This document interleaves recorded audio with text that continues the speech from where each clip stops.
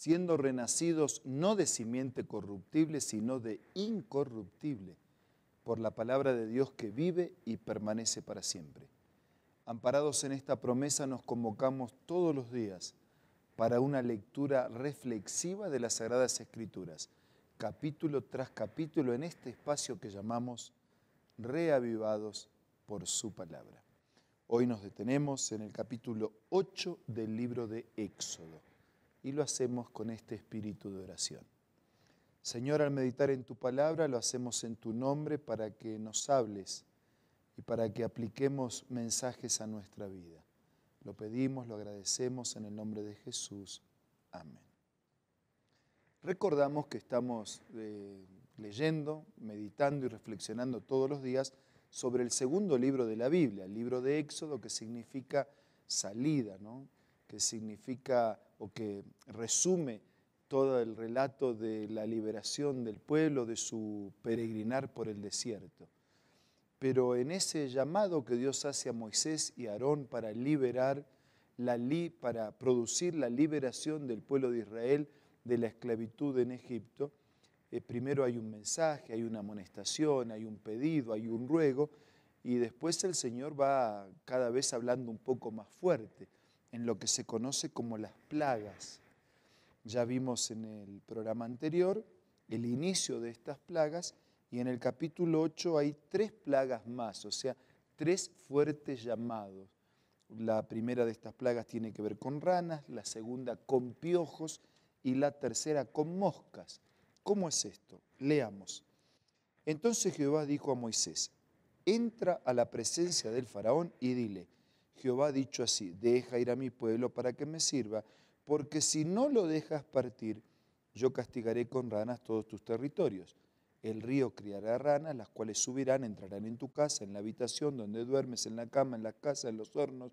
Ustedes pueden imaginarse lo desagradable de esta situación. Las ranas subirán sobre ti, sobre tu pueblo y sobre todos tus siervos. Y Jehová dijo a Moisés: di a Aarón, extiende tu mano con tu vara sobre los ríos, arroyos y estanques, y haz subir ranas sobre la tierra de Egipto. Aarón extendió su mano y subieron las ranas que cubrieron toda la tierra. Es interesante recordar en este detalle que los egipcios consideraban que Hejet era una diosa que tenía cabeza de rana. Es decir, ellos terminaban adorando a la rana. Era símbolo de la fertilidad y era también símbolo de la resurrección. Y ahora, en eso que era un Dios para ellos, Dios hace un severo llamado de atención. Después que Dios manifestó esa señal, esa plaga, ese llamado fuerte de atención, dice versículo 7, que los hechiceros hicieron lo mismo. Con sus encantamientos hicieron venir ranas sobre la tierra de Egipto. Entonces el faraón llamó a Moisés a Aarón y le dijo: orad a Jehová para que aparte las ranas de mí y de mi pueblo, y dejaré ir a tu pueblo para que ofrezca sacrificios a Dios. Respondió Moisés al faraón y le dijo: dígnate indicarme cuándo debo orar por ti, por tus siervos y por tu pueblo, para que las ranas se aparten de ti y de tus casas y queden solamente en el río. Mañana, dijo él. Moisés respondió: se hará conforme a tu palabra, para que conozcas que no hay como Jehová nuestro Dios. Las ranas se apartarán de ti, de tus casas, dejarán de ser molestas y solamente quedarán en el río. Versículo 12. Entonces salieron Moisés y Aarón de la presencia del faraón. Moisés clamó a Jehová tocante a las ranas que había mandado sobre el faraón, e hizo Jehová conforme a la palabra de Moisés. Murieron las ranas de las casas, de los cortijos, de los campos, las juntaron en montones y apestaban la tierra. Pero al ver el faraón que le había dado reposo, endureció su corazón y no los escuchó, tal como Dios había dicho que el faraón haría. Así que ese fuerte llamado de atención parecía que iba a resultar, pero finalmente no resultó. Y el faraón continuaba en su posición: no voy a dejar salir al pueblo. Entonces aparece una tercer plaga, la segunda de este capítulo, pero aparece una tercera del total de estas 10 plagas. Jehová dijo a Moisés, versículo 16, di a Aarón, extiende tu vara, golpea el polvo de la tierra para que se convierta en piojos por todo el país de Egipto. Ellos lo hicieron. Aarón extendió la mano, la vara, golpeó el polvo, piojos que se lanzaron sobre los hombres, las bestias, todo. Dice el versículo 18 que los hechiceros también intentaron sacar piojos con sus encantamientos, pero esta vez no pudieron. Así que hubo piojos tanto en los hombres como en las bestias. Y entonces hasta los hechiceros le dijeron a Faraón, esto es el dedo de Dios. Nosotros no hemos podido hacer lo mismo. Pero a pesar de eso, el corazón del Faraón se endureció y no los escuchó, tal como Jehová había dicho que habría de acontecer. Jepri era un dios que los egipcios consideraban como el dios de la resurrección, simbolizado por un escarabajo o por un hombre con cabeza de escarabajo. Así que en los mismos dioses que ellos consideraban, que eran sus dioses, ahora estaban siendo afectados, molestados por sus propios dioses en este llamado de advertencia y de juicio que Dios les estaba haciendo. En el versículo 20 comienza la cuarta plaga, la tercera de este capítulo, que es la plaga de las moscas.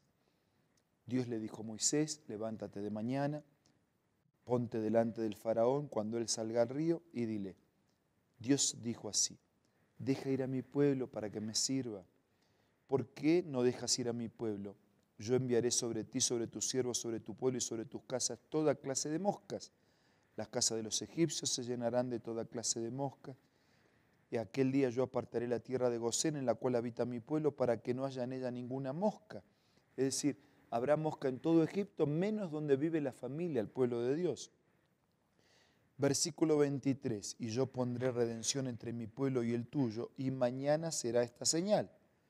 Así que vino la explicación, vino la advertencia, vino el anuncio, y las moscas molestísimas sobre las casas del faraón, sobre las casas de sus siervos, sobre todo el país de Egipto.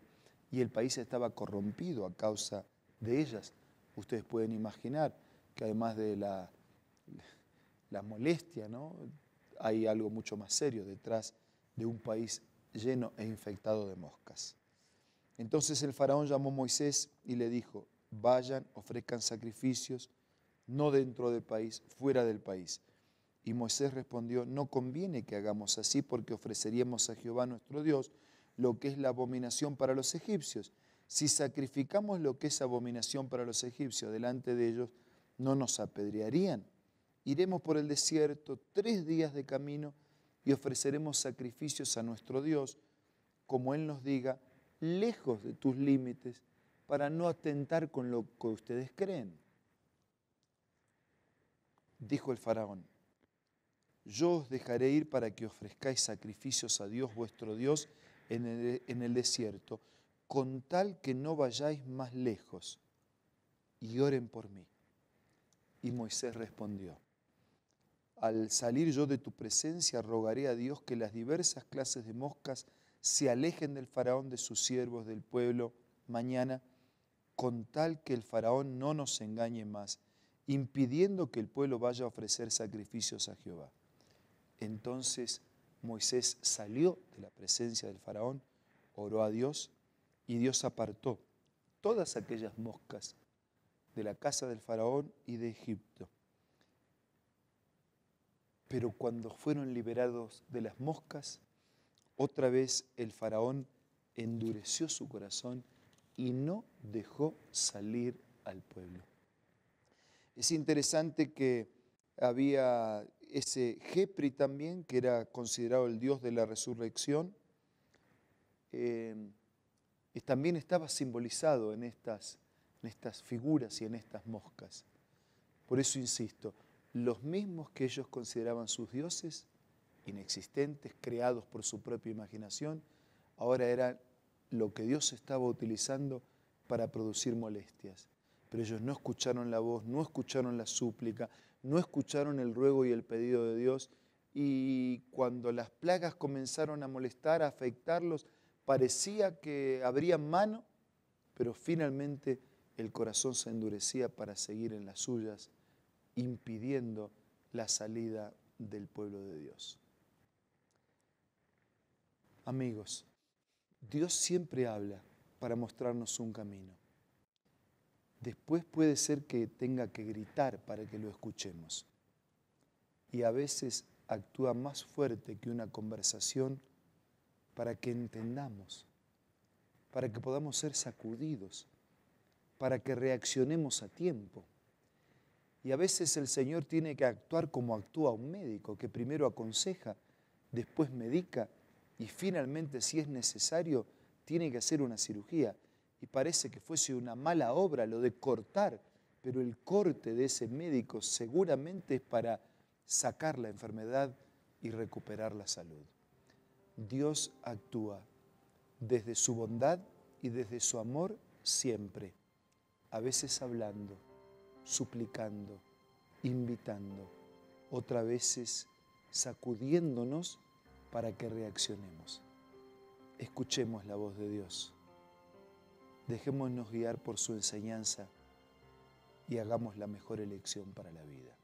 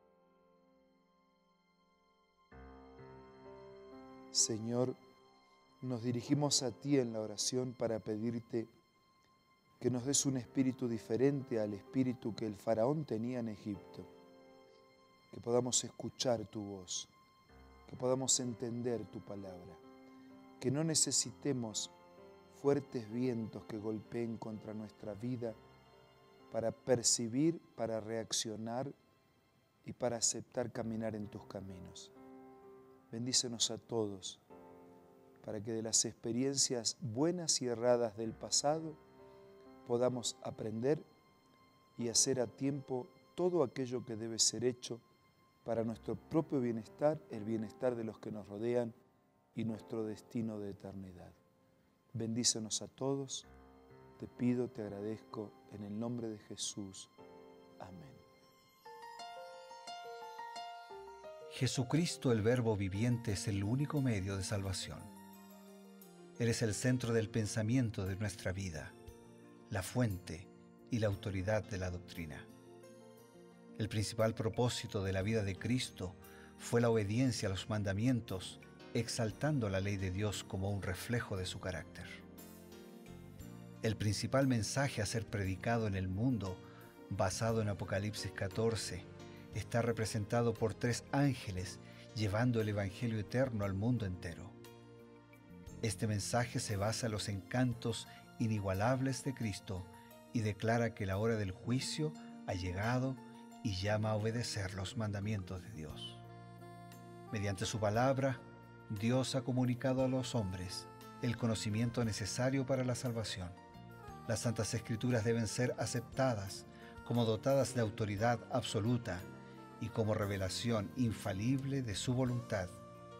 Y aunque el canon de las Escrituras inspiradas está cerrado, el Espíritu Santo continúa iluminando, amonestando y confortando al pueblo de Dios a través del testimonio de Jesús, el Espíritu de profecía. El camino a la vida se traza a través de un camino angosto que debe ser recorrido con confianza a las promesas que Dios dejó a hombres y mujeres fieles que dedicaron sus vidas hasta la muerte por el Evangelio eterno. Los fundadores de la Iglesia soñaron con el día en que la revelación sería una realidad en sus vidas.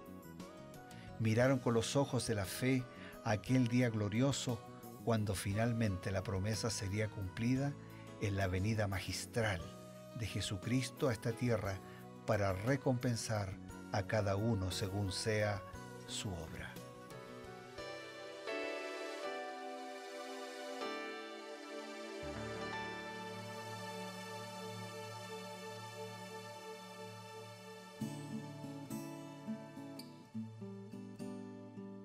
Queridos amigos, estamos en Reavivados por su palabra, en este momento en la sección Creed en sus profetas. Nos encontramos con el pastor Bruno Razo, que es líder de la Iglesia Adventista en la región de Sudamérica. Pastor Bruno, siempre es una alegría estar con usted. Y bueno, para profundizar lo que dice el Espíritu de Profecía en respecto a todo lo que tiene que ver con la palabra de Dios. Gracias, Pastor Eber. Siempre es un gusto poder estar juntos y, como mencionas, continuar profundizando nuestro estudio y la aplicación del mensaje de la Biblia a nuestra vida. Pues bien, pastor, ¿qué le parece? Habían algunas preguntas, muchas veces me he preguntado yo mismo, ¿los magos pudieron imitar algunas de las señales? Por ejemplo, pudieron imitar que sus varas se convirtieron en serpientes, como la de Moisés, y también pudieron imitar convertir el agua en sangre. Y esta plaga, la plaga de las ranas, también pudieron producirla mediante sus encantamientos.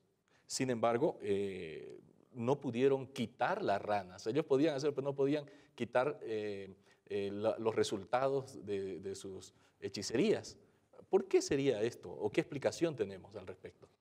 Bueno, hoy nos estamos deteniendo en Éxodo capítulo 8. Como mencionas, el tema de las plagas. Y yo quiero leer una declaración del Espíritu de Profecía de Elena de White, que, como ya hemos dicho, es como un telescopio que al mirar al cielo no agrega estrellas. Lo que nos permite es ver mejor las estrellas. Exactamente. Entonces, el Espíritu de Profecía, los escritos de Elena de White, inspirados por Dios, nos llevan a la Biblia a profundizarla, a interpretar su contenido y aplicarlo a nuestra vida. Y la declaración de Patriarcas y Profetas dice así: el Señor pudo haber convertido las ranas en polvo en un momento, pero no lo hizo. No fuese que una vez eliminadas, el rey y su pueblo dijeran que había sido el resultado de hechicerías y encantamientos como los que hacían los magos. Cuando las ranas murieron, fueron juntadas en montones. Con esto el rey y todo Egipto tuvieron una evidencia que su vana filosofía no podía contradecir. Vieron que esto no era obra de magia, sino un castigo enviado por el Dios del cielo. Esto significa que ellos ahora tenían una evidencia clara que sus encantamientos en realidad no tenían un poder superior al poder del Creador. Totalmente, así es. Sus encantamientos, magia, hechicerías y todo lo que pudieran hacer no podía de ninguna manera ocupar el lugar del Dios Creador. Entonces, la plaga era una acción de juicio de Dios frente a la maldad y al pecado de aquel tiempo y de aquel pueblo. Y la acción de Dios siempre es clara, siempre es contundente. Por eso el Señor actuó de esta manera, no solo para juzgar y condenar lo que estaba mal, sino también para dar evidencia de su autoridad, de su poder y de su existencia, en contraste de las magias y de los dioses que no eran simplemente supuestos. Justamente porque ellos quisieron continuar imitando, por ejemplo, las señales, pero parece que allí el Señor dijo, bueno, hasta aquí podrán imitar estas señales. Pero a partir de allí, después de las ranas, vemos que la plaga de los piojos, la plaga que sigue, no pudieron imitarla, ¿no? La plaga de los piojos, las moscas y las que siguieron, ellos ya no pudieron realizarlas. ¿Cuál sería el propósito de Dios detrás de todo esto? La declaración del Espíritu de Profecía dice así, tomada del libro Historia de la Redención.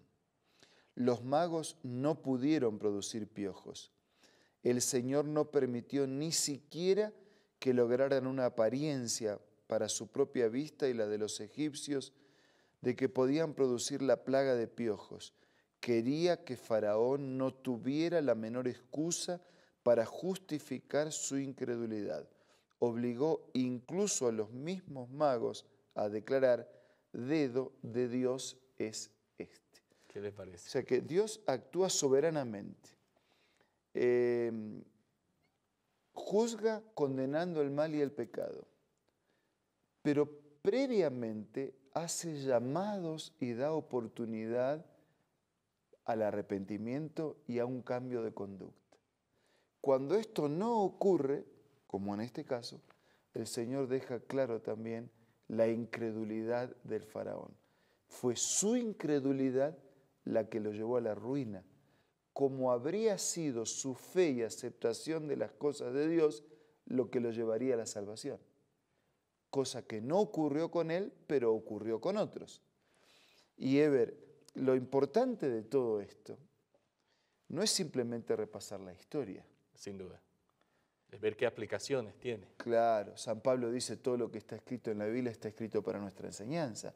Entonces nosotros también hoy podemos tener la actitud de un faraón que se resiste a creer, que se resiste a ver las evidencias de un Dios creador, que se resiste a escuchar un llamado al arrepentimiento, a un cambio de conducta y a una vida nueva. O podemos tener otra actitud, la actitud de escuchar, la actitud de aceptar, la actitud de creer, de arrepentirnos, de colocarnos en las manos de Dios. Obviamente, de estas elecciones diferentes, también tendremos resultados diferentes. Ahora, hay un detalle que me llama la atención, pastor. Los magos empezaron a reconocer, por lo menos racionalmente, formalmente, que Dios era un Dios soberano, todopoderoso, y que ellos ni siquiera por lejos podían acercarse a lo que Él hacía, ¿no? Reconocieron, dedo de Dios es este. No sabemos si lo estaban haciendo sinceramente, pero lo reconocieron por lo menos racionalmente, ya que sus encantamientos, sus argumentos, su filosofía no podía tener ninguna respuesta. Y ese es un punto también importante, porque no alcanza con un reconocimiento racional de Dios. Bueno, está bien, Él existe, está bien, Él es soberano, está bien, Él es Dios, está bien, Él tiene su autoridad, está bien que cuando habla es bueno que le hagamos caso porque nos hace bien. No alcanza con eso. Hay que aceptarlo como Dios, como Señor, hay que permitir que su consejo y sus orientaciones realmente calen en nuestro corazón y en la práctica de nuestra vida. Entonces, los magos tuvieron una aceptación nominal, simplemente admitieron, pero tampoco alcanza con admitir. No alcanza con negar lo que le pasó al faraón y tampoco alcanza con simplemente admitir. Tenemos que tener una experiencia real de caminar con Dios permanentemente todos los días. Muchas gracias, pastor, por esa importante reflexión. Amigos, enseguida volvemos. Estamos con ustedes revivados con su palabra.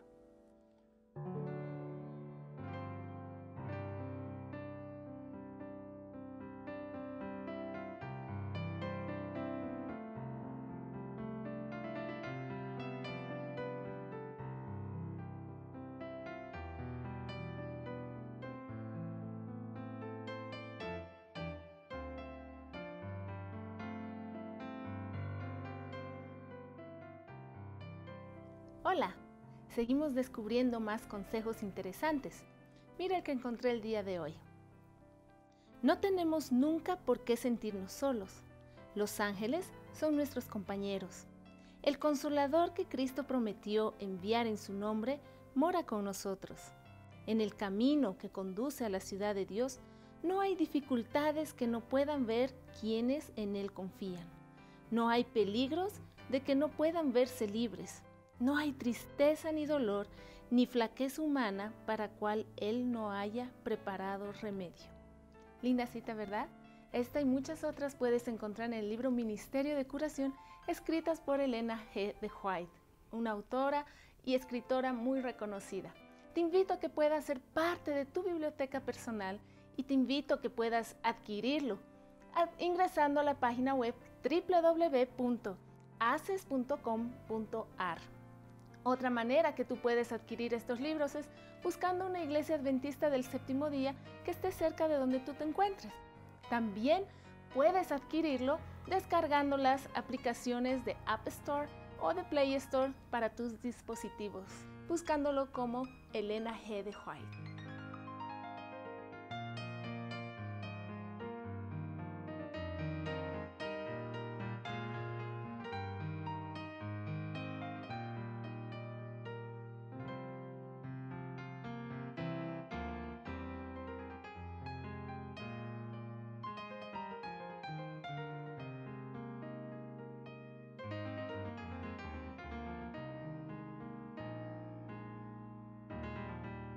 Queremos dar gracias a Dios porque tenemos las evidencias suficientes para poder reconocer que el único Dios creador es quien sostiene la vida y es quien es el dueño de la historia. Pastor Bruno, por favor, diríjanos en esta oración. ¿Cómo no? Padre eterno que estás en los cielos, te damos gracias porque no solo eres el creador, sustentador y soberano, sino porque también nos das a través de tus llamados y de las oportunidades que nos concedes, nuevas instancias para que frente a las evidencias y frente a tu amor podamos creer, reconocerte como el Señor de nuestra vida y tener una vida diferente. Bendice a todos nuestros amigos y hermanos durante este día y durante todos los días. Te lo pido y te lo agradezco en el nombre de Jesús. Amén. Amén. Queridos amigos, esto es Creed en sus profetas, dentro de Reavivados por su palabra. Mañana continuamos con nuestra reflexión.